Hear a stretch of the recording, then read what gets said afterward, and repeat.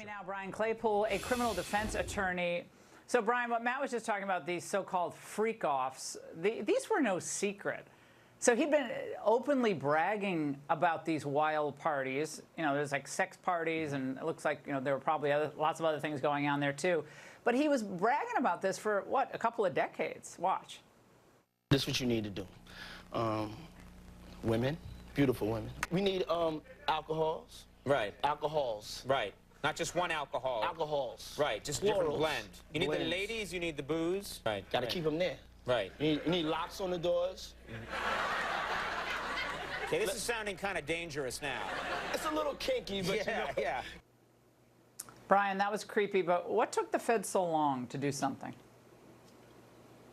Hey, Laura, always great to be with you. Yeah, I think it's I'm in LA, it's the Hollywood celebrity path to justice, where we simply look at a clip like that and we laugh and giggle about, oh, let's get alcohol, let's get drugs, let's get all these ladies at a party. You know, for years, P. Diddy's gotten a hall pass. He's actually created his own kingdom where he makes his own rules, and you got to follow his rules or you get penalized. And guess what, Laura? He's now in a federal penitentiary, and for the first time in his life, he's facing his own fate at the hands of somebody else. And I will tell you, Laura, I've done federal cases, that's not the place you want to be in federal court. 90% of federal criminal indictments brought down are pled out, right? A plea deal is brought. And of the only 10% left, 90% of those defendants that go to trial, they lose. So he is looking at a daunting uphill battle to fight these horrible charges.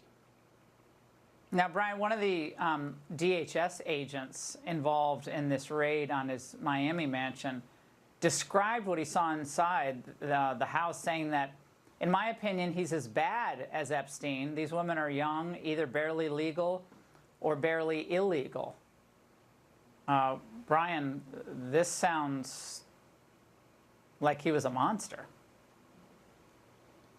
Yeah, Laura, I will tell you that this indictment was very detailed, by the way, too. Your viewers should know there were over 300 subpoenas served, over 50 witnesses interviewed. Why is that important? Because the federal prosecutors aren't going to be leveling an indictment like this unless they have ammunition and they have cause to bring it. And the core issue at this case, which the feds have to prove, which it's looking like they can, is that P. Diddy essentially controlled these women, that he threatened them with stopping the money that he was paying them, that he spiked their drinks with drugs, that's been alleged in the indictment, and that he basically told them, I'm going to ruin your life unless you engage in these freak-offs. And that's really what the prosecutors got to prove. And if you've got some victims coming forward to talk about that, you've got financial records that prove that, travel itinerary that proves that, P. Diddy has very little defense. And I got to tell you, Laura, if this guy wants to fight these charges, he's going to have to step up and walk into a courtroom and talk about it. If he doesn't testify in this case, he is dead on arrival. Well, who else is on these tapes? I mean, will the tapes ever see the light of day? I mean, that's what everybody's talking about. Who else is there? It's like with the Epstein, his pleasure island. Who else? Who went? Who was there? What's the manifest? But Brian, chances 1 being least likely, 10 being most likely. Will we learn of other celebrities that were at these freak-offs? Yeah, I think you've got an 8 or a 9 for a likelihood you're going to hear about it. Why? Because there are going to be more indictments coming down, Laura. That's an important point here, because he's being charged with racketeering and conspiracy. You're going to have, well, let's start on the inner circle. You're going to have former bodyguards. You're going to possibly have former musicians that he was with. You've got personal assistants that are going to be, they're already talking about this.